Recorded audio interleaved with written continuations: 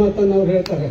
ಏನು ಅಂತಂದ್ರೆ ಈ ಓದಲ್ ಮಾಡ ಅವ್ರು ಏನ್ ಹೇಳಿದ್ರು ಅಂತಂದ್ರೆ ಈ ಜಯಂತಿಯ ಉದ್ದೇಶ ವಾಲ್ಮೀಕಿಯ ನೆವದಲ್ಲಿ ನಾವು ಏನು ಅಂತಂದ್ರೆ ರಾಮನನ್ನ ನೆನೆಯುವುದು ನಮ್ಮ ಕೆಲಸ ಅಲ್ಲ, ಅದು ರಾಮಾಯಣದ ಹೆಸರಿನಲ್ಲಿ ವಾಲ್ಮೀಕಿಯನ್ನು ನಾವು ಏನು ಅಂತಂದ್ರೆ ಸ್ಮರಿಸುವುದು ಏನು, ಆತನ ಜೀವನದಲ್ಲಿರ್ತಕ್ಕಂಥ ನಮ್ಮ ಜೀವನ ಮೌಲ್ಯಗಳೇನಿವೆ, ಏನು ಅವುಗಳನ್ನು ಬೋಧಿಸಿದ ಅವುಗಳನ್ನ ನಾವು ಏನ್ ಮಾಡಬೇಕು ಅಂತಂದ್ರೆ ಜೀವನದಲ್ಲಿ ಅಳವಡಿಸಿಕೊಳ್ತಕ್ಕಂಥ ಒಂದು ಕೆಲಸವನ್ನ ನಾವು ಮಾಡಬೇಕು. ಆದ್ರೆ ಇವತ್ತೇನು ಎಲ್ಲ ತದ್ವಿರುದ್ಧ ಆಗಿದೆ.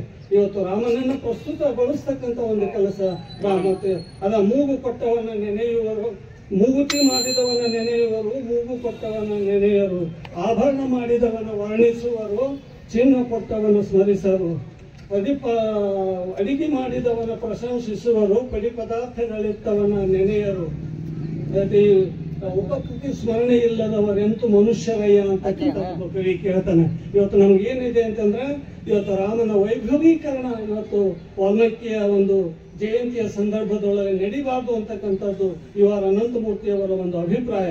ರಾಮನವಮಿ, ಹನುಮ ಜಯಂತಿ ಅದಕ್ಕಾಗಿನೇ ಕಾರ್ಯಕ್ರಮಗಳಿವೆ, ಅಲ್ಲಿವೆ. ಇದೇನಿದೆಯಲ್ಲ ಈ ಸಂದರ್ಭ ಏನಿದೆ ಅಂತಂದ್ರೆ ಕೇವಲ ವಾಲ್ಮೀಕಿಗೆ ಮಾತ್ರ ಏನಾಗಿರ್ಬೇಕು ಅಂತಂದ್ರೆ ಅದು ಸಂದರ್ಭ ಅದು ಮೀಸಲಾಗಿರ್ಬೇಕು ಅಂತಕ್ಕಂಥ ಒಂದು ಮಾತನ್ನ ಅವ್ರು ಹೇಳ್ತಾರೆ ಅಂತಕ್ಕಂಥದ್ದು. ಇವತ್ತಿನ ವೈಚಾರಿಕ ಹಿನ್ನೆಲೆಯೊಳಗ ಆಧುನಿಕ ಮತ್ತು ವೈಜ್ಞಾನಿಕ ಒಂದು ಎಚ್ಚರದಿಂದ ನಾವೇನ್ ಮಾಡ್ಬೇಕಾಗತ್ತೆ ಅಂತಂದ್ರೆ ರಾಮಾಯಣವನ್ನ ನಾವು ಓದಬೇಕಾಗತ್ತೆ ಅಂತಕ್ಕಂಥದ್ದು. ಆಯಾ ಕಾಲಕ್ಕೆ ಪ್ರತಿಯೊಬ್ಬ ಓದುಗನಿಗೆ ಒಂದು ಹಕ್ಕಿದೆ. ಏನಿದೆ ಅಂತಂದ್ರೆ ಆ ಹಕ್ಕು ಆತ ಓದುವಾಗ ಕಾಲಕ್ಕೆ ತಕ್ಕಂತೆ ಅಪ್ರಸ್ತುತವಾಗಿರ್ತಕ್ಕಂಥ ಅಂಶಗಳನ್ನ ಹೊರಗೆ ಹಾಕಲಿಕ್ಕೆ ಆತನಿಗೆ ಸ್ವಾತಂತ್ರ್ಯ ಇರಬೇಕು. ಆಮೇಲೆ ಬೇಕಾದ ಅಂಶಗಳನ್ನು ಒಳಗೆ ತಂದುಕೊಳ್ಳಲಿಕ್ಕೆ ಅವಕಾಶ ಇರಬೇಕು ಅಂತಕ್ಕಂಥ ಮಾತನ್ನ ಆ ಒಂದು ಕವನದೊಳಗೆ ಅವ್ರು ಹೇಳ್ತಕ್ಕಂಥದ್ದನ್ನು ಕೂಡ ನಾವಿಲ್ಲೇ ಕಾಣ್ತಾ ಇದ್ದೀವಿ ಅಂತಕ್ಕಂಥದ್ದು. ಮೊದಲನೇದಾಗಿ ಬಿ.ಎಸ್. ಯಡಿಯೂರಪ್ಪನವ್ರನ್ನ ಹಾಗೂ ಶ್ರೀರಾಮುಲವ್ರನ್ನ ನೆನೆಯುತ್ತ ನಾ ಯಾಕೆ ಮಾತು ಹೇಳ್ತೀನಿ, ನಾವಿಲ್ಲಿ ಒಕ್ಕಟ್ಟಾಗಿ ಕುಂದ್ರಾಕ ದಾರಿ ತೋರಿಸ್ತಾರ ಅವರು, ಅದಕ್ಕೆ ಅವ್ರನ್ನ ಸ್ವಲ್ಪ ನೆನೆಬೇಕಾಗೈತೆ. ಅನ್ಯತೆ ಯಾರು ಏನು ಭಾವಿಸ್ಬೇಡ್ರಿ, ಇಲ್ಲಿ ಎಲ್ಲಾ ಪಕ್ಷದವ್ರು ಇರ್ತಾವ, ನಾವ್ ಯಾರಿಗೂ ಏನ್ ಅನ್ನಕೋದ ಮಾಡಿದವ್ರನ್ನ ಸ್ವಲ್ಪ ನೆನೆಬೇಕಾಗ್ತೈತಿ. ಅದಕ್ಕೆ ನೆನೆದ ಈ ನಮ್ಮ ಸಮಾಜ ಇಷ್ಟತನ ಉಪನ್ಯಾಸಕರು ಹೇಳಿದ್ರು, ಕುಡ್ದು ಅಲ್ಲಿ ಬೀಳ್ತಾರೋ ಇಲ್ಲಿ ಬೀಳ್ತಾರೋ ಎಲ್ಲಾರು ಬೀಳ್ತಾರ, ಈಗ ಎಲ್ಲಾರು ಬೀಳ್ತಾರ. ಅದಕ್ಕೆ ಅದು ಮಾಡಬಾರ್ದು, ಅದು ಚಲೋ ಹೇಳಿದ್ದವ್ರು. ಅದಕ್ಕೆ ನಮ್ಮ ಸಮಾಜ ಈಗ ಬಹಳ ಸುಧಾರಿಸೈತೆ ಅಂತ ನಾ ತಿಳ್ಕೊಂಡಿದ್ದೆ. ಬಹಳ ದಾರಿಯಲ್ಲಿ ಹೋಗ್ತಾ ಇದಾರೆ ಇವತ್ತು. ಆದ್ರೆ ನಮ್ಮ ಸಮಾಜ ಏನಪ್ಪಾ ಅಂದ್ರೆ ಕೊಡೋರದಾರು, ಬಹಳ ಬಡವರು. ಮೊದಲಾಗಿದ್ದಾನೆ ನಮ್ಮ ವಾಲ್ಮೀಕಿ ಸಮಾಜ ಬಡತನದಲ್ಲಿ ಬಂದ. ಯಾರೋ ನನ್ನಂತವ್ರು, ಉದಯಣ್ಣಂತವ್ರು, ನಮ್ಮ ಹಡಗಲಿ ಹೊನ್ನಪ್ಪನಂತವ್ರು, ಅಲ್ಲೊಬ್ರು ಇಲ್ಲೊಬ್ರು ಸ್ವಲ್ಪ ಉತ್ತಮವಾಗಿ ಅದೀವಿ. ಅದರ ನಾವಂತೂ ನಂದಂತೂ ನಿಮ್ಗೆ ಎಲ್ಲರಿಗೂ ಗೊತ್ತೈತಿ, ನಂದೇನು ಹೇಳಕ್ ಹೋಗುದಿಲ್ಲ. ಯಾವ ಸಮಾಜದವರು ಮಾಡಲಾರ್ದಂತ ಕೆಲಸ ನಾನು ಈ ವಾಲ್ಮೀಕಿ ಸಮಾಜದಲ್ಲಿ ಹುಟ್ಟಿದವನು ನಾನು ಮಾಡಿಬಿಟ್ಟಿನಿ. ಹಾಗಾದ್ರೆ ಭಗವಂತ ಕೊಟ್ಟಿದ್ದ ನಾವು ನಿಮ್ಗೆ ಹಂಚಿಬಿಟ್ಟು ಹೋಗ್ಲಿ. ಅದಕ್ಕೆ ನಾವು ಹೆಚ್ಚು ಇನ್ನೂ ಮಾತಾಡೋದು ಭಾಳ ಅದಾರ. ಎಲ್ಲಾರು ಮಕ್ಕಳ ವಿದ್ಯಾವಂತರನ್ನಾಗಿ ಮಾಡ್ರಿ ಅಂತಕ್ಕಂಥ ಮಾತನ್ನು ಹೇಳಿ ಇಲ್ಲಿ ನನಗೆ ಮಾತನಾಡ್ಲಿಕ್ಕೆ ಅವಕಾಶ ಕೊಟ್ಟಂತ ಎಲ್ಲ ಮುಂಡ್ರಿಗಿ ಭಾಗದ ಹಿರಿಯರಿಗೂ ಎಲ್ಲೆಲ್ಲೋ ಜನ ಬಂದಾರ ಮಾತಾಡೋರು ಅದಾರ, ಅವ್ರ ಮಾತನ್ನು ಸ್ವಲ್ಪ ಕೇಳಿ ಅಂತಕ್ಕಂಥ ಮಾತನ್ನು ಹೇಳ್ತಾ ನನ್ನ ಮಾತುಗಳನ್ನು ವಿರಾಮ ಕೊಡ್ತೀನಿ. ಜೈ ಹಿಂದ್, ಜೈ ಕರ್ನಾಟಕ, ಜೈ ವಾಲ್ಮೀಕಿ. ಪ್ರಸ್ತುತ ಸಂದರ್ಭದಲ್ಲಿ ನಮ್ಮ ಸಮಾಜ ಎತ್ತ ಸಾಗ್ತಾ ಇದೆ ಅನ್ನೋದನ್ನ ನಾವು ಅರ್ಥ ಮಾಡ್ಕೊಂಡು ಇಂದು ಹಲವಾರು ಹಿರಿಯರು, ಗಣ್ಯ ವ್ಯಕ್ತಿಗಳು ನಮಗೆ ಮಾರ್ಗದರ್ಶನ, ಸಮಾಜಕ್ಕೆ ಅನುಕೂಲವಾಗುವಂತ ದೃಷ್ಟಿಯಿಂದ ಅವರು ತಮ್ಮ ಹಿತವಚನಗಳನ್ನು ನುಡಿತಾರೆ. ಅದೇ ರೀತಿ ಪರಮ ಪೂಜ್ಯರು ಕೂಡ ನಿಮ್ಮೆಲ್ಲರನ್ನು ಉದ್ದೇಶಿಸಿ ಎರಡು ಮಾತುಗಳನ್ನ ಆಡವರಿದ್ದಾರೆ. ಇಂಥ ಒಂದು ಸಂದರ್ಭದಲ್ಲಿ ನಾನು ತಮಗೆ ಹೇಳಲಿಕ್ಕೆ ಬಯಸೋದೇನೆಂದ್ರೆ, ನಮ್ಮ ಸಮಾಜ ಈಗಾಗಲೇ ಸುಶಿಕ್ಷಿತರ ಆಗ್ತಕ್ಕಂತ ಒಂದು ಮಾರ್ಗದರ್ಶನದಲ್ಲಿ ಹೋಗ್ತಾ ಇದ್ದೇವೆ. ಇನ್ನೂ ಕೂಡ ಹೆಚ್ಚಿನ ಸಂಖ್ಯೆಯಲ್ಲಿ ನಾವು ಶಿಕ್ಷಣವನ್ನು ಪಡ್ಕೊಂಡು ಆರ್ಥಿಕವಾಗಿ, ಸಾಮಾಜಿಕವಾಗಿ, ಶೈಕ್ಷಣಿಕವಾಗಿ ಸಮಾಜದಲ್ಲಿ ನಮ್ಮನ್ನು ಗುರುತಿಸಿಕೊಳ್ಳುವಂತ ಒಂದು ಲೆಕ್ಕಕ್ಕೆ ನಾವು ನೀವೆಲ್ಲರೂ ಬೆಳಿಬೇಕು ಅಂತ ಒಂದು ನಿಟ್ಟಿನಲ್ಲಿ ನಾವೆಲ್ಲರೂ ಕೂಡ ಪ್ರಯತ್ನವನ್ನು ಪಡಬೇಕು. ನಮ್ಮ ಮಕ್ಕಳಿಗೆ, ಅತಿ ಮುಖ್ಯವಾಗಿ ಹೆಣ್ಣು ಮಕ್ಕಳಿಗೆ ವಿದ್ಯಾಭ್ಯಾಸವನ್ನು ನೀಡುವುದರ ಮೂಲಕ ಸಮಾಜದಲ್ಲಿ ಗೌರವಯುತವಾಗಿ ನಮ್ಮ ಜೀವನವನ್ನ ಸಾಗಿಸಲಿಕ್ಕೆ ನಾವು ಅಣಿಯಾಗಬೇಕು ಅಂತ ಈ ಸಂದರ್ಭದಲ್ಲಿ ಹೇಳ್ತೇನೆ. ಈಗ ತಮಗೆಲ್ಲರಿಗೂ ಗೊತ್ತಿದ್ದಂತೆ ಹಿಂದೆ ಸಮಾಜ, ನಾವೇನೋ ಸಣ್ಣವರಿದ್ದಾಗ ಅಥವಾ ಅದಕ್ಕಿಂತ ಹಳೆಯ ಕಾಲದಲ್ಲಿ ನಮ್ಮ ಅಜ್ಜವ್ರ ಕಾಲದಲ್ಲಿ ಏನ್ ಹೇಳ್ತಿದ್ವಿ ಅಂತ ಹೇಳಿದ್ರೆ, ಸಮಾಜವನ್ನ ಯಾರು 100, 200, 300 ಎಕರೆ ಜಮೀನ್ದಾರರು ಇರ್ತಿದ್ರು ಅಂತ ಜಮೀನ್ದಾರರು ಕೂಡ ಸಮಾಜವನ್ನು ಆಳ್ತಾ ಇದ್ರು. ತದನಂತರ ಕಾಲಾನಂತರದಲ್ಲಿ ಅದು ನಶಿಸಿ ನಂತರ ಏನಾಯ್ತು ಅಂತ ಹೇಳಿದ್ರೆ ಯಾರ ಹತ್ರ ಅಧಿಕಾರ ಇದೆ, ದುಡ್ಡಿದೆ, ಅವರು ಕೂಡ ತಮ್ಮ ಸಮಾಜವನ್ನ ಆಳುವಂತ ಪರಿಸ್ಥಿತಿ ಬಂತು. ಆದ್ರ ಇವತ್ತಿನ ಕಾಲದಲ್ಲಿ ಹೆಂಗಿದೆ ಅಂತ ಹೇಳಿದ್ರೆ ಯಾರ ಹತ್ರ ವಿದ್ಯೆ ಇದೆ ಆ ವಿದ್ಯೆನೆ ಸಮಾಜವನ್ನ ಆಳ್ತದ ಅಂತ ಹೇಳಲಿಕ್ಕೆ ಬಯಸ್ತೇನೆ. ಅದಕ್ಕ ನಾವು ನೀವೆಲ್ಲರೂ ಕೂಡ ಸಮಾಜದ ಮುಖಿಯಾಗಿ ಕೆಲಸವನ್ನ ಮಾಡ್ತಾ ನಮ್ಮ ಸಮಾಜವನ್ನ ನಾವು ಗೌರವಿಸೋಣ, ನಮ್ಮ ಸಮಾಜವನ್ನ ನಾವು ಗೌರವಿಸೋಣ, ನಮ್ಮ ಸಮಾಜದ ಏಳಿಗೆಗೆ ನಾವು ಪಣತೊಟ್ಟು ನಿಂದ್ರೋಣ, ನಮ್ಮ ಕೈಲಾದಂತ ಸಹಾಯವನ್ನ ನಾವು ಮಾಡೋಣ.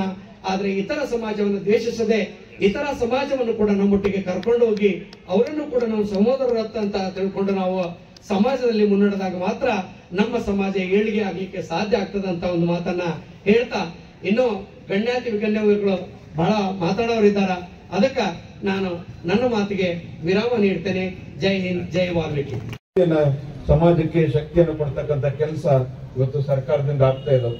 ಇನ್ನೂ ಕೂಡ ನಾವೆಲ್ಲ ನಾವೆಲ್ಲ ಹಿಂದೇಟ್ ಹಾಕ್ತಕ್ಕಂಥದ್ದು. ಸರ್ಕಾರವು ಕೂಡ ಸೌಲಭ್ಯಗಳು ಕೊಟ್ಟರು ಕೂಡ ನಾವು ಅದನ್ನ ಸರಿಯಾದ ರೀತಿಯಲ್ಲಿ ಪಡೆದುಕೊಳ್ಳದೆ ಇನ್ನೂ ಕೂಡ ನಮ್ಮ ಶೈಕ್ಷಣಿಕವಾಗಿ ಹಿಂದೇಟ್ ಹಾಕ್ತಕ್ಕಂಥದ್ದು ಕೆಲಸ ಆಗ್ತಾ ಇದೆ. ಸಮಾಜದಲ್ಲಿ ಅದಾಗಬಾರ್ದು. ಇನ್ನೂ ಕೂಡ ನಾವೆಲ್ಲ ಹೆಚ್ಚಿನ ರೀತಿಯಲ್ಲಿ ಮಕ್ಕಳಿಗೆ ಒಳ್ಳೆಯ ಶಿಕ್ಷಣವನ್ನ ಕೊಡಿಸಿ ಅವ್ರನ್ನು ವಿದ್ಯಾವಂತರನ್ನಾಗಿ ಮಾಡಿ ಸಮಾಜದಲ್ಲಿ ಬೆಳೆಸ್ತಕ್ಕಂಥ ಒಂದು ಇದನ್ನ ಎಲ್ಲ ತಂದೆ ತಾಯಿಗಳು, ಹಿರಿಯರ, ಸಮಾಜ ಮುಖಂಡರ ಜವಾಬ್ದಾರಿ ಇದೆ. ಆ ದಿಶೆಯಲ್ಲಿ ಇವತ್ತೆಲ್ಲ ಜಯಂತಿಯನ್ನು ಆಚರಿಸುವುದು. ಇವತ್ತು ನಾವೆಲ್ಲ ಯಾವ ರೀತಿಯಾಗಿ ನಮ್ಮಲ್ಲಿ ಆಚಾರ ವಿಚಾರಗಳು, ಸಮಾಜ ಯಾವ ರೀತಿಯಾಗಿ ಇನ್ನೂ ಕೆಲಸ ಕಾರ್ಯಗಳನ್ನ ಮಾಡ್ತಾ ಇದೆ, ನಾವು ಕೂಡ ಇನ್ನೂ ಎಲ್ಲರ ಜನರು ಮೆಚ್ಚುವಂತ ಕೆಲಸ ಕಾರ್ಯಗಳನ್ನ ನಾವೆಲ್ಲ ಮಾಡ್ಬೇಕನ್ನೋ ವಿಚಾರವಾಗಿ ಇಂಥ ಜಯಂತ್ಯೋತ್ಸವ ಕಾರ್ಯಕ್ರಮಗಳನ್ನ ನಾವೆಲ್ಲ ಮಾಡ್ತಾ ಇದ್ದೇವೆ. ಆ ವಿಚಾರವಾಗಿ ಇವತ್ತೇ ನನ್ನನ್ನು ಈ ಒಂದು ಕಾರ್ಯಕ್ರಮಕ್ಕೆ ಈ ಜಯಂತ್ಯೋತ್ಸವ ಮಂತ್ರಿ ಅಂತಕ್ಕಂಥ ಬಗ್ಗೆ ಕೂಡ ಆ ಬರೆದಿರ್ತಕ್ಕಂಥದ್ದು, ಒಬ್ಬ ಸೇವಕ ಅಂದ್ರೆ ಹನುಮಂತ ಹೆಂಗಿರ್ಬೇಕು ಅಂತ ಹೇಳಿ ಬರೆದಿರ್ತಕ್ಕಂಥದ್ದು. ಅದು ಬೇರೆ ಎಲ್ಲಿ ಅಲ್ಲಿ ಹುಡುಕಿ ಇಲ್ಲಿ ಹುಡುಕ್ತಾರಲ್ಲ, ಜಗತ್ತಿನಲ್ಲೇ ಎಲ್ಲರ ಮನೆಯಾಗಿರ್ತಕ್ಕಂಥದ್ದೇ ರಾಮಾಯಣ. ಅದನ್ನ ಕೊಡುಗೆ ಕೊಟ್ಟಿರ್ತಕ್ಕಂಥವ್ರು ಯಾರಂದ್ರ ಪರಮ ಪೂಜ್ಯ ಮಹರ್ಷಿ ವಾಲ್ಮೀಕಿ ಅವರು ಅಂತಕ್ಕಂಥದ್ದು ನಾವು ಯಾರು ಮರಿಬಾರ್ದು. ಕೊನೆಯದಾಗಿ ಒಂದು ಮಾತನ್ನು ಹೇಳ್ತಾ ಇದ್ದೀನಿ, ರಾಮರಾಜ್ಯ ಅಂತ ಇರ್ಬೇಕು. ರಾಮರಾಜ್ಯ ಅಂದ್ರೆ ಏನು? ರಾಮರಾಜ್ಯ ಅಂದ್ರೆ ಬಾಯಲ್ಲಿ ಹೇಳೋದಲ್ಲ, 4 ಸೂತ್ರಗಳು, ಮಂತ್ರಗಳು. ಯಾರು ಸರಿಯಾಗಿ ಜೈಲ್ಗೆ ಹಾಕ್ತೀವಿ ಅಂತ ಒಂದು ಕಾಯ್ದೆ ಬಂದ್ಬಿಡ್ತು. ನಿಮ್ಮ ಕೈಲಿರ್ತಕ್ಕಂಥ ಆಯುಧಗಳು ಎಲ್ಲಿ ಹೋದ್ವು? ಈಗ ನಿಮ್ಮ ಕೈಯಲ್ಲಿ ಏನಿತ್ತು?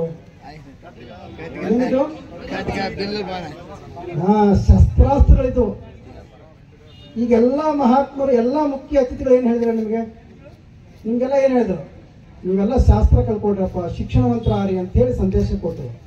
ಮಹರ್ಷಿ ವಾಲ್ಮೀಕಿಯವರು ತ್ರೇತಾಯುಗದಲ್ಲೇ ಶಸ್ತ್ರವನ್ನ ಕೈ ಬಿಟ್ಟು ಶಾಸ್ತ್ರವನ್ನ ಕಲ್ತರು, ಸಂದೇಶ ಕೊಟ್ಟರು. ಲೇಖನ ಹಿಡಿದರೆ ಮಹರ್ಷಿ ವಾಲ್ಮೀಕಿ ಅಂತೇಳಿ ಅವತ್ತೇ ಸಂದೇಶ ಕೊಟ್ಟರು. ಬಹುತೇಕ ಈ ದೇಶಕ್ಕೆ ಸ್ವತಂತ್ರ ಬಂದಾಗ, ಸಂವಿಧಾನ ರಚನೆ ಆದಾಗ ನಮ್ಮ ಮೂಲ ಕಸುಬು ಮೂಲೆ ಗುಂಪಾಯ್ತು. ಇವತ್ತು ನೀವು ಯಾರನ್ನ ಕೇಳಿದ್ರೆ ನಮ್ಮ ಆಯುಧಗಳು ಎಲ್ಲಿದಾವಪ್ಪ, ನಮ್ಮ ಪೂರ್ವಿಕರ, ನಮ್ಮ ಹಿರಿಯರ ಕೈಲಿ ಇರ್ತಕ್ಕಂಥ ಆಯುಧಗಳು ಎಲ್ಲಿ? ತಲವಾರು ಎಲ್ಲಿದಾವೆ? ನಮ್ಮ ಜಗಲಿ ಮೇಲೆ ನಮ್ಮ ಹಿರಿಯರೆಲ್ಲ ಇನ್ನು ಬಳಸ್ತಾ ಇದ್ರು ಬ್ಯಾಟಿಗೆ ಅಂತೇಳಿ ಅವನು ಪೂಜೆ ಮಾಡ್ಕೊಂಡು ಬರ್ತಾ ಇದ್ದೀವಿ. ಆದರೆ ರತ್ನಾಕರನಿಗೆ ಮಹರ್ಷಿ ವಾಲ್ಮೀಕಿ ಅವರು ಅವತ್ತೇ ಪರಿವರ್ತನೆ ಆದ್ರು. ಇದಕ್ಕೆ ಪ್ರಾಯಶ್ಚಿತ್ತ ಏನಪ್ಪಾ ಅಂತ ಕೇಳಿದಾಗ ರಾಮತಾರಕ ಮಂತ್ರವನ್ನ ಪ್ರತಿನಿತ್ಯ ಸ್ಮರಣೆಯನ್ನ ಮಾಡೋದ್ರ ಮೂಲಕವಾಗಿ ತನ್ನ ಬದುಕನ್ನ ಸಾರ್ಥಕ ಮಾಡಿಕೊಂಡಿರ್ತಕ್ಕಂಥ ಮಹಾನ್ ತಪಸ್ವಿ ಆದಿಕವಿ ಮಹರ್ಷಿ ವಾಲ್ಮೀಕಿ ಅವರು.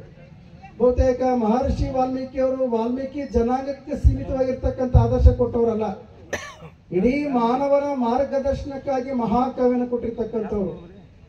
ಇವತ್ತು ವಿಶ್ವಗುರು ಬಸವಣ್ಣವರು, ಹಾಗೇನೆ 12ನೇ ಶತಮಾನದ 191 ಶರಣರು, ಲಕ್ಷದ ಮೇಲೆ 91 ಅಮರ ಗಣಗಳ ಅಂತ ಹೇಳ್ತಾರೆ.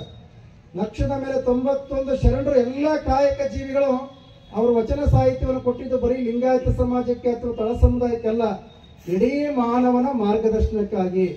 ಬಹುತೇಕ ಇವತ್ತೆಲ್ಲರೂ ಕೂಡ ನಾವು ಸಂಘಟನೆ ಆಗಬೇಕು, ನಾವೆಲ್ಲರೂ ಕೂಡ ಒಗ್ಗಟ್ಟಾಗಬೇಕು ಅಂತೇಳಿ ಎಲ್ಲ ಸಮುದಾಯಗಳು ಆ ಸಮುದಾಯದ ಸಾಂಸ್ಕೃತಿಕ ನಾಯಕನ ಹೆಸರಿನಲ್ಲಿ ಈ ರಾಜ್ಯದಲ್ಲಿ ಸಂಘಟನೆ ಆಗ್ತಾ ಇದ್ದಾವೆ. ಈ ನಾಡಿನ ವೀರಶೈವ ಅಥವಾ ಲಿಂಗಾಯತ ಸಮುದಾಯದವರು ಬಸವಣ್ಣವರ ಹೆಸರಿನಲ್ಲಿ ಸಂಘಟನೆ ಆಗ್ತಾ ಇದ್ದಾರೆ. ಈ ನಾಡಿನ ಲಿಂಗಾಯತ ಸಮಾಜದ ಒಳಪಂಗಡವಾಗಿರ್ತಕ್ಕಂಥ ಪಂಚಮಸಾಲಿ ಸಮುದಾಯದವರು ವೀರರಾಣಿ ಕಿತ್ತೂರು ಚೆನ್ನಮ್ಮನ ಹೆಸರಿನಲ್ಲಿ ಸಂಘಟನೆ ಆಗ್ತಾ ಇದ್ದಾರೆ.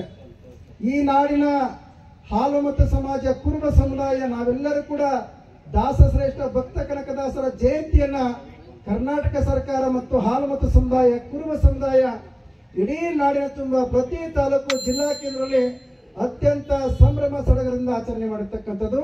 ಆ ಸಮುದಾಯದ ಸಾಂಸ್ಕೃತಿಕ ನಾಯಕನ ಹೆಸರಿನಲ್ಲಿ ಆ ಸಮುದಾಯ ಇವತ್ತು ಸಂಘಟನೆ ಆಗ್ತಿದೆ.